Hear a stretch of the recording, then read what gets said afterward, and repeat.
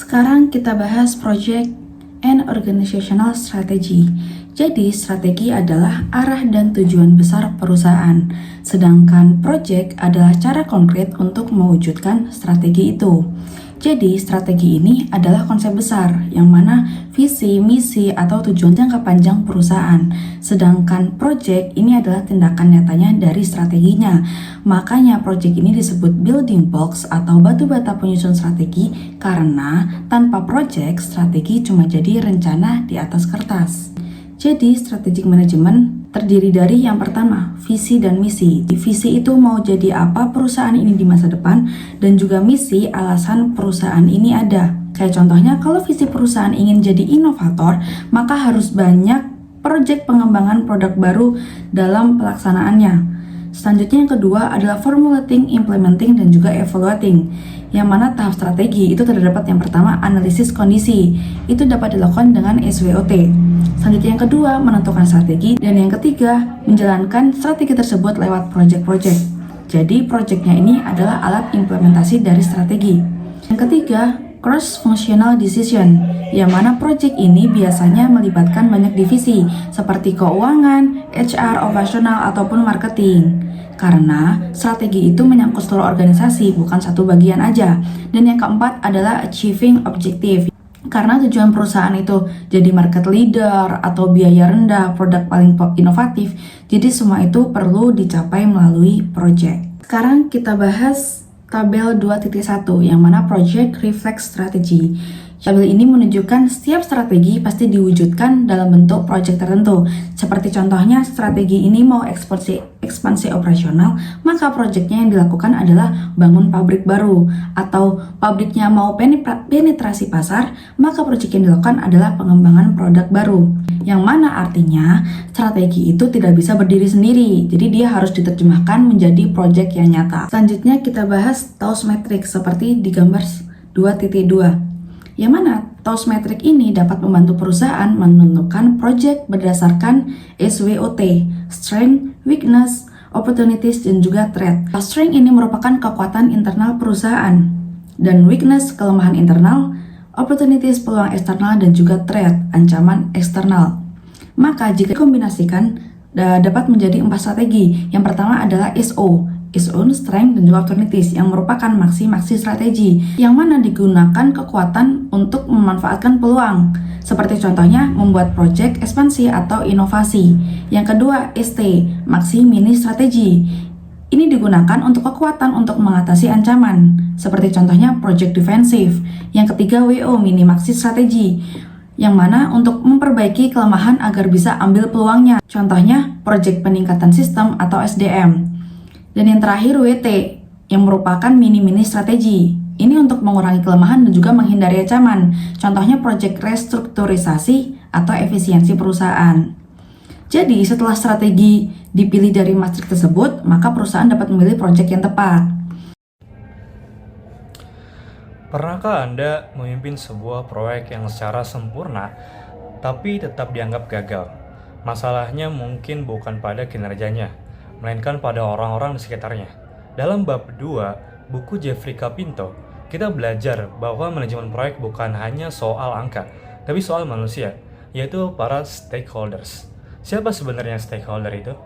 Mereka adalah individu atau kelompok yang secara aktif terlibat dalam proyek atau yang kepentingannya dapat dipengaruhi oleh eksekusi proyek.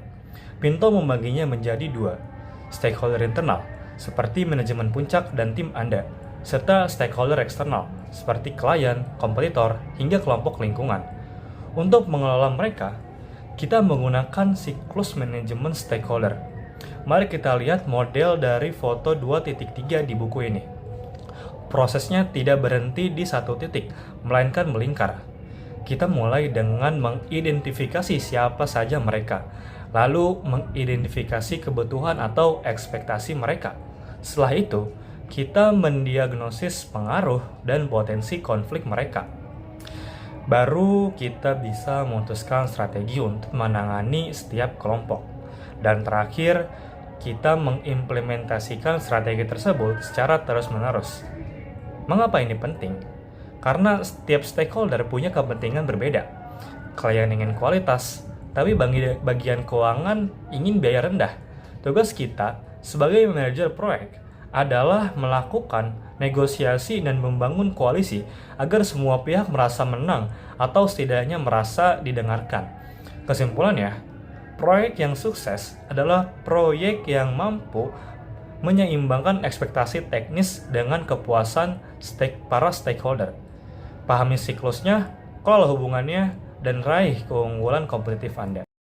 Oke, ya selanjutnya mengenai form of organizational structure atau bentuk dari struktur organisasi. Nah, struktur organisasi merupakan suatu kebetulan, melainkan hasil dari respon terhadap berbagai faktor, terutama faktor lingkungan eksternal. Struktur ini kemudian mempengaruhi bagaimana sebuah proyek itu dikelola, bagaimana tujuan dari organisasi, tujuan dari proyek itu dapat dilaksanakan. Lalu, apa saja faktor pembentuk struktur organisasi? Nah, faktornya itu kebanyakan dari lingkungan eksternal, contoh pasar. Nah, kok bisa pasar? Pasar itu tergantung, misalnya perusahaan menghadapi pasar yang besar dan dia baru masuk ke pasar, itu yang dibutuhkan adalah organisasi yang cukup horizontal, cukup agile, lincah.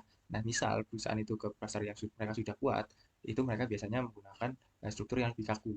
Lalu ada regulasi pemerintah, lalu ada kondisi ekonomi yang terjadi di suatu negara tersebut, lalu ada sumber daya yang dimiliki perusahaan, berapa banyak sumber daya yang dikelola, dan juga adanya peran teknologi. Misal di zaman dahulu tidak memungkinkan adanya online, dan zaman sekarang semua bisa dilakukan oleh virtual.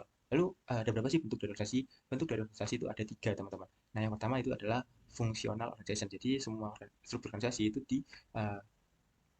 digabung dengan satu kesamaan fungsional. Jadi misalnya ada yang jago tentang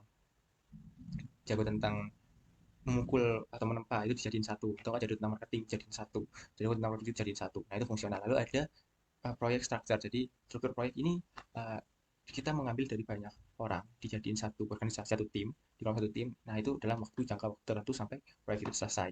Lalu yang terakhir itu tentang matrix structure. Jadi matrix structure ini dia menggunakan gabungan antara fungsional dan juga proyek. Jadi dia itu mempunyai 2 manajer. Jadi seorang bawahan melapor pada manajer fungsionalnya dan juga manajer proyeknya. Nah, jika ditanyakan mana yang paling bagus, tentu tidak ada, teman-teman. Jadi semua itu tergantung dari kondisi ataupun situasi yang dihadapi perusahaan. Kenapa ada proyek yang sukses besar, tapi ada juga yang gagal, padahal strategi dan strukturnya hampir sama? Jawabannya seringkali bukan pada strategi atau struktur, tapi pada budaya organisasi. Budaya adalah faktor yang tidak terlihat, tapi sangat menentukan keberhasilan proyek. Budaya organisasi adalah cara berpikir, cara bertindak, dan cara merespon masalah yang dimiliki bersama oleh anggota organisasi. Budaya ini seringkali tidak tertulis, tapi semua orang merasakannya. Contohnya, di satu perusahaan, kalau ada masalah dalam proyek, karyawan langsung jujur dan mencari solusi bersama. Tapi di perusahaan lain, kalau proyek terlambat, orang cenderung menyalahkan orang lain atau menyembunyikan informasi. Itu bukan soal aturan tertulis, itu soal budaya. Kalau organisasi itu manusia, maka budaya adalah kepribadiannya. Bayangkan ada 2 perusahaan. Di perusahaan pertama, setiap kali ada proyek baru, kepala departemen justru mengirim karyawan yang performanya rendah. Proyek akan dianggap beban tambahan. Akibatnya, tim proyek tidak termotivasi dan hasilnya sering mengecewakan. Di perusahaan kedua, setiap departemen siap membantu proyek. Bahkan saat masa sibuk, semua orang tanpa melihat jabatan ikut turun tangan. Hasilnya, proyek lebih cepat selesai dan tim lebih solid. Perbedaannya bukan pada sistem, tapi pada budaya.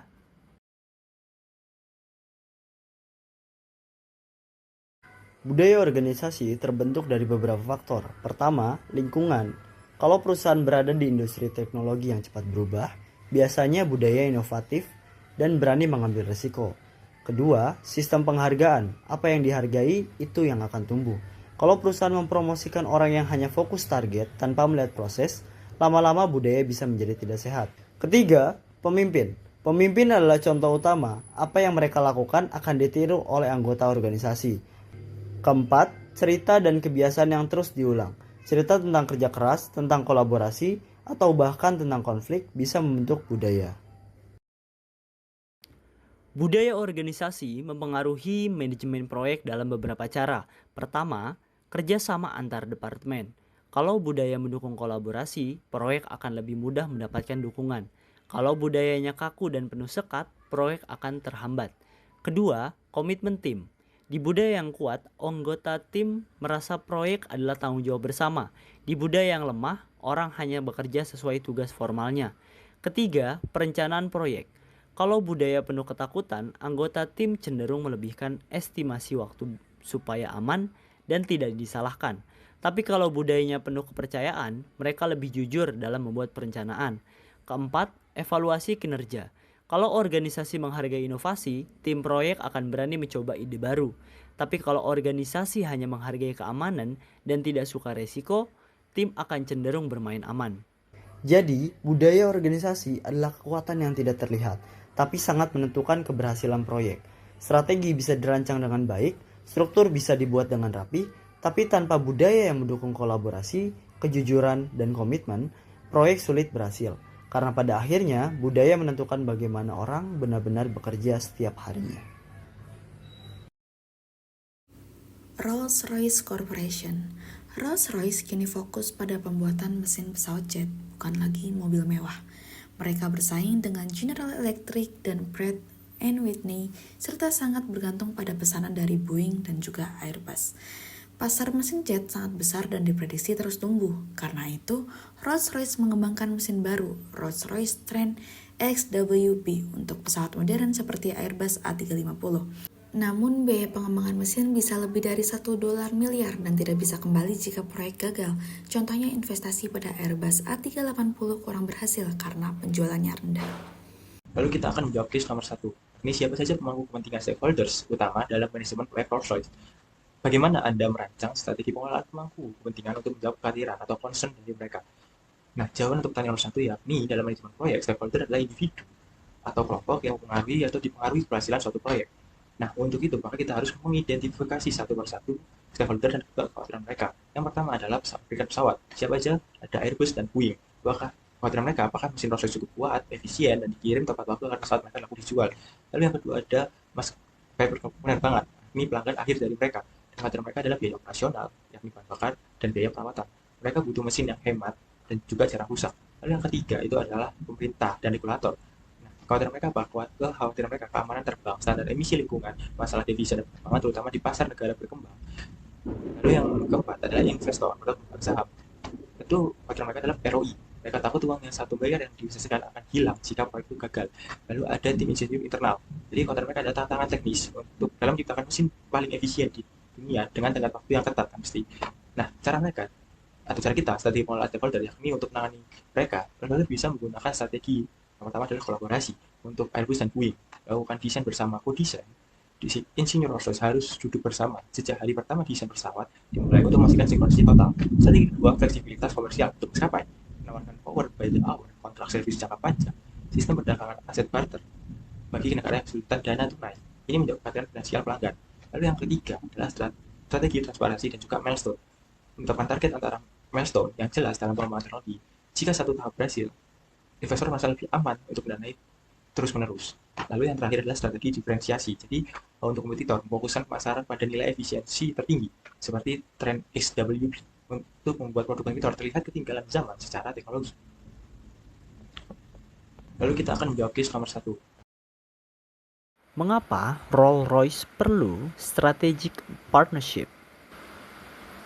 Satu mesin jet bisa menelan biaya pengembangan lebih dari $1 miliar. Jika gagal, kerugiannya tidak bisa kembali. Dalam kondisi seperti ini, apakah Rolls-Royce sebaiknya menanggung risiko sendiri? Menurut saya tidak. Strategic partnership adalah langkah yang tepat bagi Rolls-Royce. Industri mesin jet hanya dikuasai 3 pemain besar. Mereka bersaing ketat untuk memenangkan kontrak dari Airbus dan Boeing. Masalahnya, keputusan salah memilih proyek bisa berdampak miliaran dolar. Kenapa harus melakukan partnership? Yang pertama, biaya R&D sangat besar dan tidak bisa ditarik kembali. Dengan partnership, risiko dibagi sehingga perusahaan lebih stabil secara finansial. Yang kedua, mengurangi ketergantungan pada satu proyek. Jika satu pesawat gagal di pasar, dampaknya tidak sepenuhnya ditanggung sendiri. Yang ketiga, memperkuat daya saing global. Model konsorsium seperti Airbus membuktikan bahwa kolaborasi bisa menciptakan kekuatan global yang mampu bersaing dengan raksasa industri. Dalam teori strategi, ketika industri memiliki resiko tinggi dan biaya investasi yang sangat besar, salah satu pendekatan rasional adalah risk sharing alliance. Strategic partnership bukan tanda kelemahan, tapi bentuk manajemen risiko yang cerdas. Rolls-Royce tetap bisa menjaga keunggulan teknologinya sambil mengurangi tekanan finansial. Karena itu, saya berpendapat bahwa Rolls-Royce perlu mengembangkan strategic partnership dalam industri bernilai ratusan miliar dolar. Bertahan sendirian justru bisa meningkatkan resiko. Kolaborasi strategis adalah langkah realistis untuk menjaga daya saing dan keberlanjutan jangka panjang.